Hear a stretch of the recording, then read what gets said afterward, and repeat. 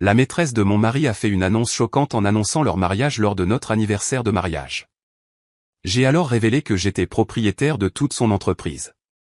Le verre de cristal dans ma main trembla légèrement tandis qu'Antoine, mon mari, se levait dans la lueur de la salle illuminée par les lustres. Il ajusta sa cravate comme s'il s'apprêtait à entrer dans une réunion de direction, non pas un dîner célébrant 12 ans de mariage. Merci à tous nos amis et collègues d'être ici, dit-il clairement et avec assurance. Alexis et moi avons parcouru un long chemin ensemble.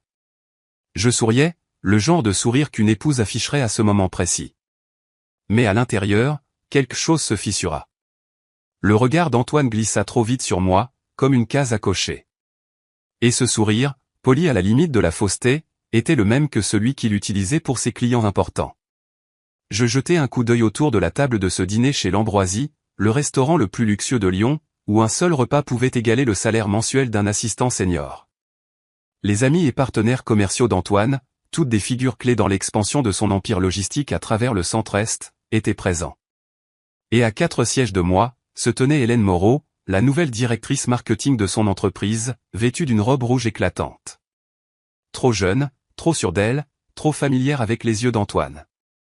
Je les avais surpris en train d'échanger des regards au moins 3 fois ce soir-là. Peut-être que personne d'autre ne l'avait remarqué, mais moi, oui.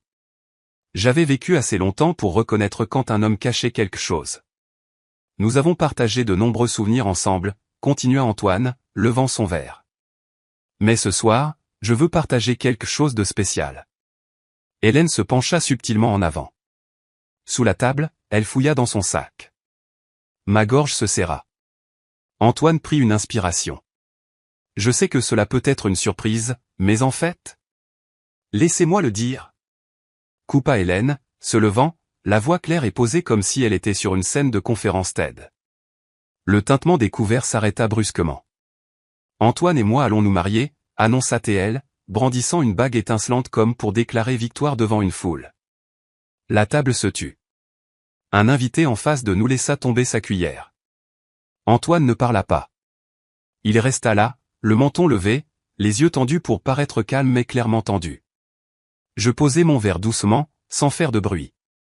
Chaque paire d'yeux dans la pièce était rivé sur moi, attendant une réaction. Des larmes? Une gifle? Des cris. Hélène continua de sourire, radieuse comme si elle venait de gagner un concours de beauté. Il mérite le vrai bonheur, dit-elle. Et moi, j'ai la chance d'être celle qui peut lui offrir ça. Je ne pleurais pas.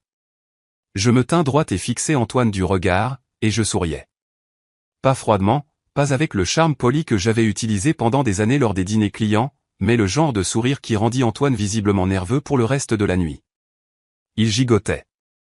Hélène me jeta un bref coup d'œil, déconcertée. Il pensait m'avoir humilié, vaincu devant tout le monde. Mais ce qu'il ne savait pas, c'est que ce soir était la nuit où je ferais mon premier pas. Après la grande annonce d'Hélène, l'air de la pièce sembla aspirer.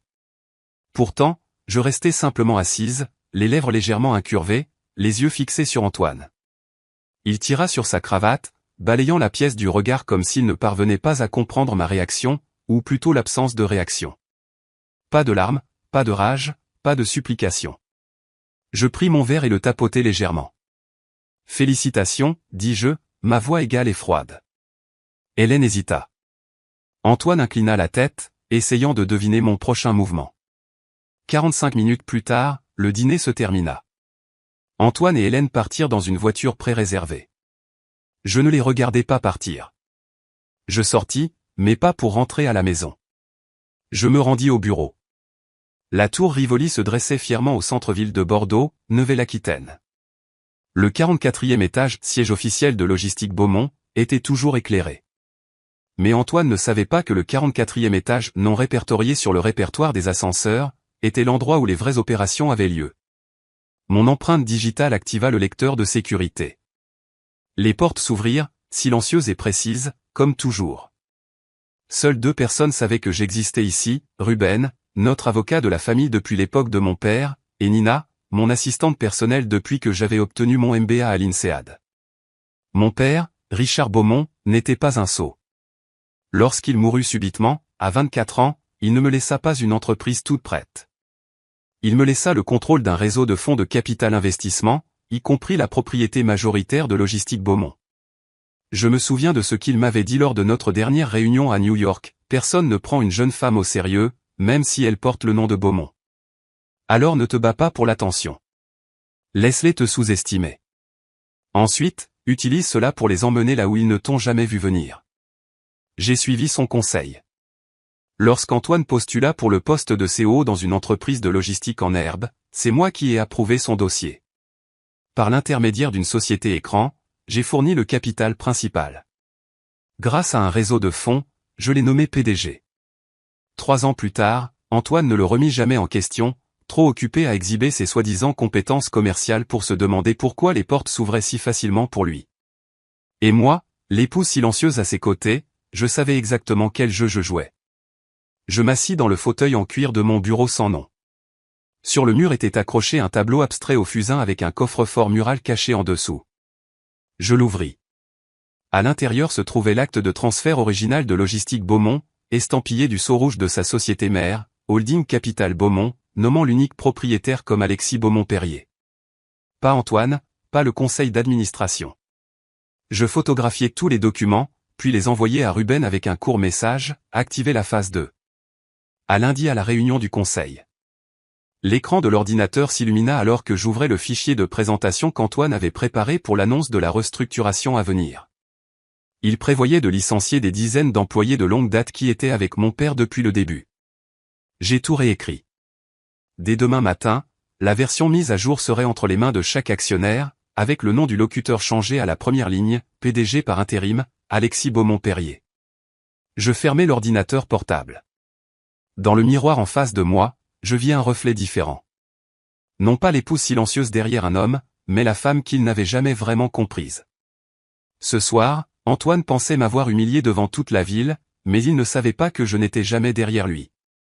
J'avais choisi de rester dans l'ombre jusqu'à ce que la lumière m'appartienne. Le lendemain matin, à 7h30 précise, je pénétrai dans le bureau du 44e étage avec un sentiment qui n'était pas la peur, mais une concentration absolue. Le protocole Artemis avait toujours été théorique, un plan d'urgence créé il y a 12 ans lors de longues nuits avec mon père. Comme il le disait, si tu détiens vraiment les rênes, tu dois être prête pour le jour où quelqu'un de tes plus proches te trahit. Je n'aurais jamais pensé que cette personne serait Antoine, mais c'est précisément pourquoi le plan avait toujours été prêt. Le verrouillage du système nécessitait 3 niveaux d'authentification, empreinte digitale, reconnaissance faciale et un code d'accès unique stocké hors ligne sur une clé USB que j'avais portée autour de mon cou pendant des années. Après le balayage final, je tapais 3 lignes de code. Un message apparut à l'écran, accès à tous les tableaux de bord administratifs sous l'autorité du PDG uniquement. À ce moment-là, Nina entra, tenant une tablette affichant des mises à jour en temps réel. Antoine vient d'essayer de se connecter depuis un appareil au bureau de Boulogne. Accès refusé. Je hochai légèrement la tête. Pas besoin de mots. La phase 1 était terminée. Phase 2, révéler les preuves. Depuis l'année dernière, j'avais soupçonné des irrégularités financières dans 2 projets de transport fédéraux gérés par Hélène. J'avais prévenu Antoine, mais il l'avait balayé d'un revers de main. Maintenant, je comprenais, ce n'était pas de la négligence. Il était de mèche.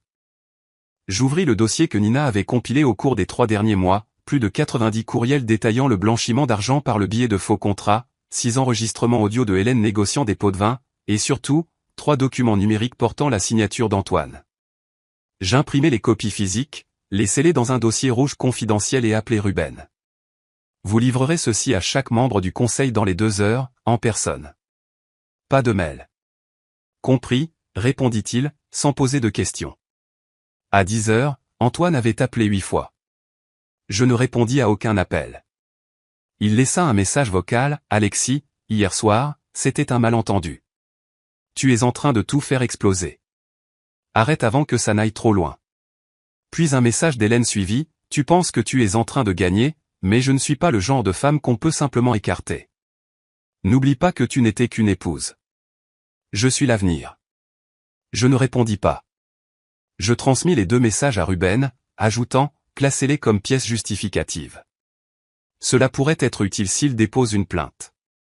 Cet après-midi-là, j'entrai dans la réunion d'urgence du conseil d'administration, où Antoine pensait qu'il allait dévoiler son plan d'expansion sur le marché asiatique. Il entra dans la salle de conférence avec son assurance habituelle, mais se figea en me voyant à la tête de la table, des dossiers rouges déjà disposés devant chaque chaise. « Alexis. » Antoine fronça les sourcils. « Que faites-vous ici ?» Le directeur financier se tourna vers lui, le ton neutre. « Madame Perrier a convoqué cette réunion. Conformément aux termes de la propriété exécutive principale, elle en a le droit. » Antoine balbutia, puis me regarda avec un sourire forcé. « Qu'est-ce que c'est que ça ? Vous préparez un coup d'État. » Je ne répondis pas. J'ouvris mon dossier et le fis glisser vers Monsieur Dubois, le président. « Veuillez vous reporter à la page 13. Vous y trouverez la documentation audio complète et les analyses financières. » Personne ne parla pendant 5 minutes, juste le son des pages qui tournaient et la tension grandissante. Hélène n'était pas présente, mais son nom apparaissait dans chaque document. Finalement, Monsieur Dubois s'éclaircit la gorge et regarda Antoine. « Monsieur Lefebvre, nous aurons besoin d'une explication écrite formelle dans les 24 heures. » Antoine se tenait là, le visage pâle. Il me regarda mais n'osa pas prononcer mon nom. Je me levai et ramassai mes dossiers. Cette réunion est levée. J'ai un emploi du temps chargé la semaine prochaine. En tant que PDG par intérim de Logistique Beaumont, je recommande de commencer un audit complet de tous les contrats des 6 derniers mois. Je sortis en entendant les murmures derrière moi, que vient-il de se passer ? Qui est-elle vraiment ? Et ce n'était que le début. 3 semaines après avoir activé le protocole Artemis, la réunion annuelle des actionnaires de Logistique Beaumont eut lieu au Grand Hôtel de la Paix, au 37e étage, le même lieu où le portrait d'Antoine était autrefois accroché, étiqueté, fondateur et jeune PDG acclamé. Aujourd'hui, ce portrait avait disparu. J'arrivais 15 minutes avant l'ouverture. Un simple costume gris, une queue de cheval basse, pas de maquillage épais, mais mon regard avait changé. Non plus l'épouse derrière un traître. Maintenant, la femme qui reprenait ce qui avait toujours été le sien. La salle principale brillait sous les lustres et les caméras de diffusion interne. Plus de 80 actionnaires remplissaient les rangées. La plupart d'entre eux des personnes qui n'avaient jamais su qui j'étais, ou qui avaient autrefois supposé que je n'étais qu'une épouse. À 9 heures précises, Antoine monta sur l'estrade. Les yeux cernés, le visage creusé, mais essayant toujours de stabiliser sa voix. Bonjour à tous. Merci d'être ici aujourd'hui. Je sais qu'il y a eu des malentendus et des perturbations internes récemment, mais je suis ici pour réaffirmer mon leadership et l'orientation future de Beaumont. Quelques applaudissements polis résonnèrent, principalement de la part de petits actionnaires qui n'avaient pas encore pris connaissance des nouvelles. Je ne me levai pas immédiatement. J'attendis qu'Antoine ait fini de présenter son rapport financier falsifié, plein de graphiques colorés masquant une perte de 3,8 millions de dollars du projet régional du Centre-Est. Juste au moment où il s'apprêtait à passer aux stratégies de restructuration, je montai sur scène, calme, sans avoir besoin d'introduction. Si je peux me permettre d'interrompre.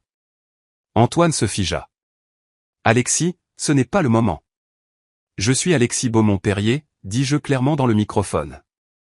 Propriétaire légal de 64,3% de Logistique Beaumont. Le silence tomba dans la pièce. Antoine balbutia, « Quoi, de quoi parlez-vous » Je fis un signe de tête au technicien près du projecteur.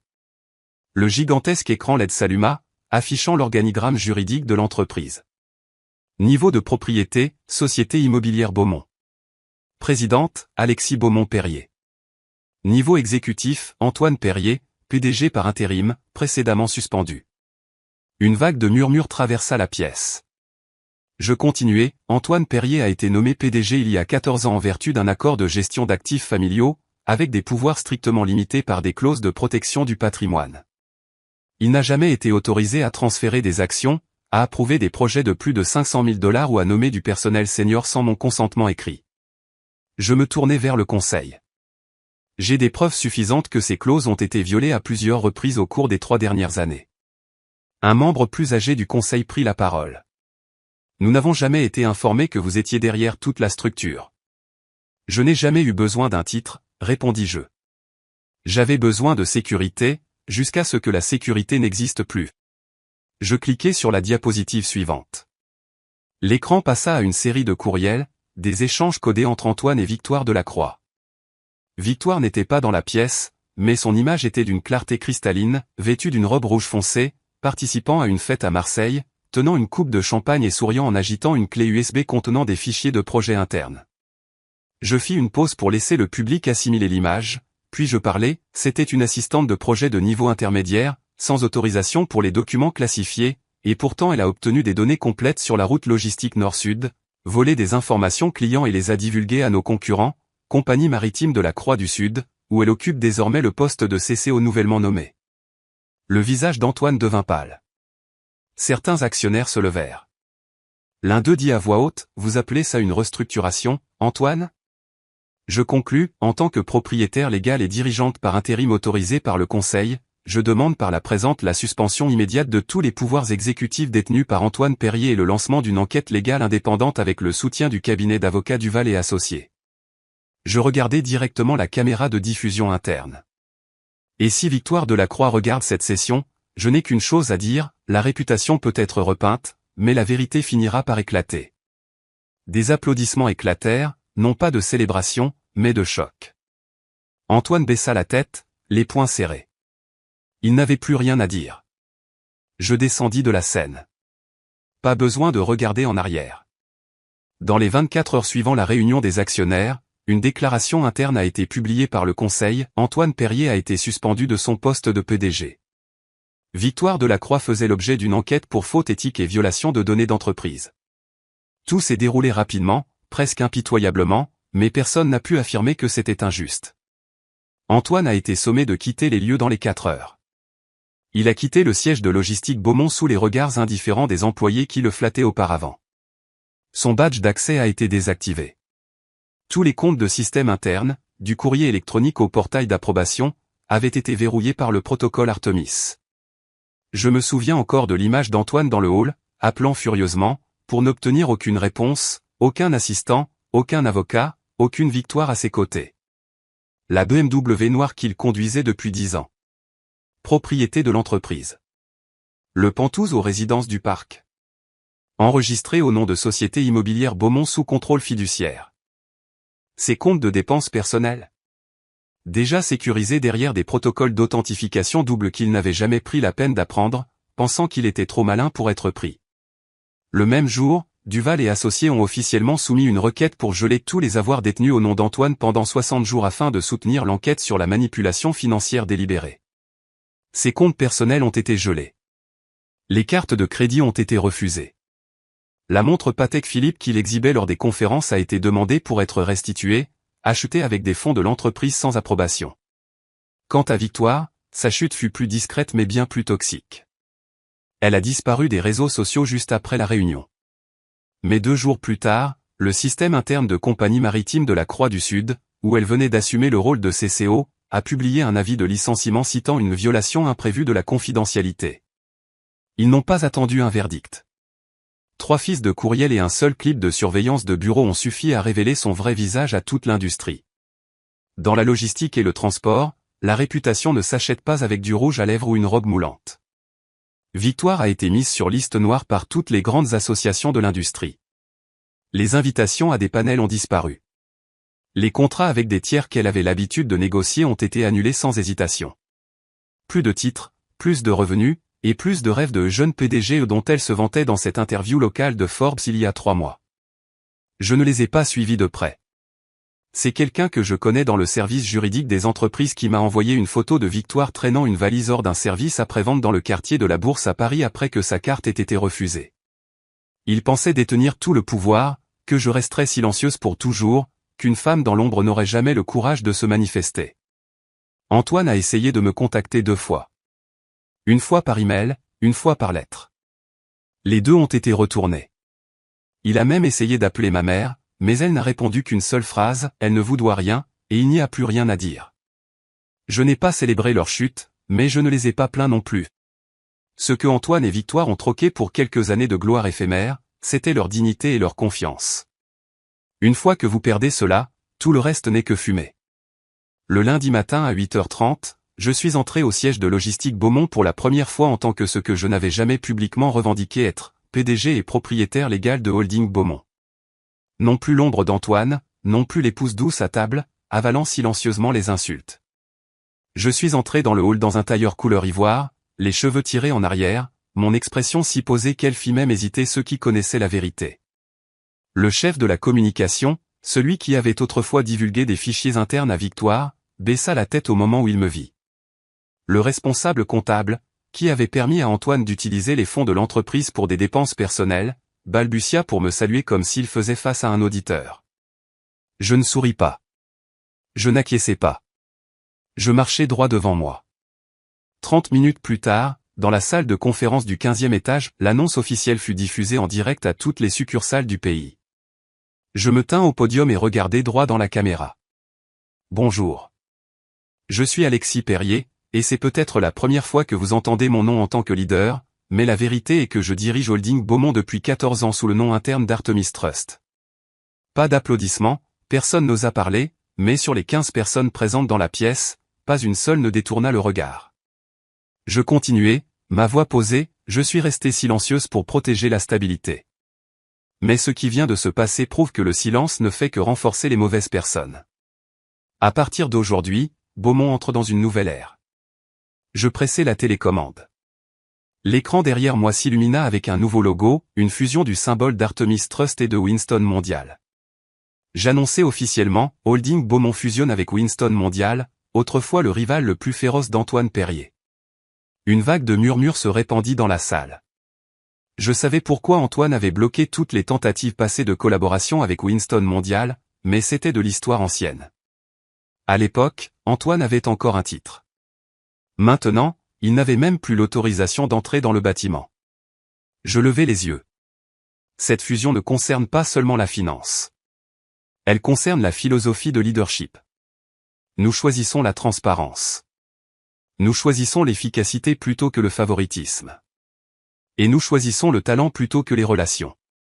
Cette dernière phrase fit taire quelques visages en bas. Ils savaient exactement ce que cela signifiait. 2 heures plus tard, je signai 3 ordres de personnel de niveau senior. 2 employés furent suspendus en attendant une enquête pour malhonnêteté. Un fut licencié pour avoir manipulé des rapports financiers afin de s'attirer les faveurs d'Antoine. Pas de préavis, pas de réunion avec les RH, pas de script merci pour votre service. J'ai envoyé un seul message à travers tout le système, l'ère Antoine et Victoire est terminée. Le même après-midi, je tins une réunion à huis clos avec l'équipe de Winston Mondial à l'hôtel Hilton, rejointe par notre partenaire financier venu de Londres. L'objectif, finaliser un investissement de 200 millions de dollars pour restructurer notre chaîne d'approvisionnement durable pour l'année à venir. L'ironie, c'était la proposition exacte que j'avais soumise à Antoine il y a 2 ans, celle qu'il avait jetée à la poubelle avec le commentaire « Les femmes ne comprennent rien à la logistique ». Aujourd'hui, je signais cet accord en mon nom propre. Moi. La femme autrefois considérée comme un simple décor à côté du PDG était maintenant la plus haute dirigeante de l'une des plus grandes entreprises de logistique de la côte Est. En sortant de la salle de réunion, une jeune employée de Winston s'approcha de moi, hésitante. « Alexis, j'ai lu votre dossier. Je voulais juste vous dire merci de ne plus rester silencieuse. » Je lui fis un petit signe de tête et cette fois, je souris. Non pas par victoire, mais parce que je savais que je ne me battais pas seulement pour moi-même. J'avais ouvert la porte à beaucoup d'autres qui avaient été ignorés, qui avaient été appelés le soutien. Et je ne m'arrêtais pas là. 1 mois après l'annonce de la fusion, je suis retourné à l'ancien bâtiment de la rue Lafayette, autrefois le bureau privé de mon père, Georges Perrier. La pièce du 3e étage conservait encore son architecture classique, plafond lambrissé, fenêtres encadrées de noir et bibliothèque en cuir tout droit sortie des années 1960 américaines. Tout à l'intérieur était resté intact, comme si personne n'avait osé le déranger depuis 15 ans. Pas d'écran technologique, pas de tableaux intelligents. Mais il y avait une chose dont je me souvenais clairement, le tiroir gauche de son bureau. Je l'ouvris, et là, il y avait la vieille boîte en bois enveloppée de velours bleu, immobile comme si elle avait attendu. J'en sortis la bague en argent gravée du blason original de Beaumont, un souvenir transmis par mon grand-père. En dessous se trouvait une Rolex en acier, pas d'un prix extravagant, mais le dernier cadeau que mon père m'avait fait avant de mourir dans un accident qui, je crois encore, n'était pas entièrement fortuit. J'enfilai la bague à ma main droite, regardant la lumière accrocher la pierre terne. Un flot de vieux souvenirs me submergea au des jours où je m'asseyais sur les genoux de mon père alors qu'il m'expliquait comment un simple contrat pouvait façonner le destin d'une entreprise entière. Cet après-midi-là, je tins une conférence de presse privée dans cette même pièce. Pas de logo voyant, pas de décor élaboré, juste moi, debout devant la caméra. J'ai autrefois caché ma véritable identité pour protéger l'héritage que mon père m'a laissé. Mais à partir d'aujourd'hui, je n'aurai plus à me cacher. Je levai la main, la bague en argent captant la lumière dorée du crépuscule, et dis clairement, en tant qu'héritière légitime, je restaure par la présente le bureau historique Beaumont, le siège original fondé par Georges Perrier en 1972. Des vétérans de l'industrie, autrefois rivaux, s'inclinèrent en reconnaissance. Les médias financiers mondiaux commencèrent à m'appeler la fille silencieuse qui a reconquis une dynastie. Mais je savais que reconquérir un héritage ne suffisait pas. Je ne pouvais pas répéter le passé. Je devais construire quelque chose pour l'avenir. Quelques semaines plus tard, j'ai restructuré la Fondation Beaumont, qui n'était auparavant qu'un fonds de bourse sous Antoine, en une puissante plateforme axée sur le développement et le soutien des jeunes femmes dans le leadership d'entreprise et la finance. La première initiative fut baptisée le programme Athéna, une série de formations au leadership conçue spécifiquement pour les jeunes filles issues de communautés minoritaires à travers la région des Hauts-de-France. J'ai personnellement sélectionné les 30 premières participantes. Pas de moyenne pondérée, pas de lettre de recommandation requise, juste une vidéo auto-enregistrée expliquant pourquoi elle pensait mériter cet investissement. Un clip me figea, une jeune fille à la peau brune, la voix tremblante, se tenait dans un garage usé dans les Hauts-de-France et disait « Je veux juste une chance de prouver que les femmes ne sont pas nées pour être des personnages de fond. » Je l'ai appelée le soir même. Lors du lancement du programme, je l'ai invitée à prendre la parole à mes côtés. Un message à une industrie encore criblée de préjugés, les femmes n'attendent pas d'être choisies. Elles construisent le chemin pour que les autres n'aient pas à attendre. Dans la presse, je suis devenu le nouveau modèle, une PDG qui a reconstruit un héritage et forgé un avenir avec une force tranquille. Les gens me demandaient si je prévoyais de me remarier. Je me contentais de sourire et de dire, je viens de me remarier avec moi-même, et cette relation mérite la priorité. Peu après, j'ai été invité à être la conférencière principale de la conférence des femmes leaders du Capital à New York. Juste avant de monter sur scène, une organisatrice m'a demandé comment je souhaitais être présenté. J'ai fait une pause de quelques secondes, puis j'ai répondu doucement, « Appelez-moi Alexis Perrier ». La jeune fille autrefois effacée de la toile est maintenant celle qui tient le pinceau pour peindre toute la scène où le voyage d'une nouvelle Alexis Perrier est un puissant rappel que le silence n'est pas synonyme de faiblesse. Trahie, rejetée et poussée hors de l'empire portant le nom de sa propre famille, elle n'a pas cherché une vengeance bruyante. Au lieu de cela, elle a tranquillement rassemblé la vérité et préparé chaque étape pour reprendre sa place légitime. Dans la vie réelle, ceux qui sont sous-estimés sont souvent ceux qui détiennent la clé du vrai changement. Et quand ils se lèvent, ils ne se contentent pas d'exiger justice, ils redéfinissent ce que signifie réellement le pouvoir et la résilience. Quelles sont vos réflexions sur le parcours d'Alexis et le destin de ceux qui l'ont trahi? Partagez votre perspective ci-dessous. Et n'oubliez pas de suivre la chaîne pour plus d'histoires familiales puissantes et émouvantes à venir.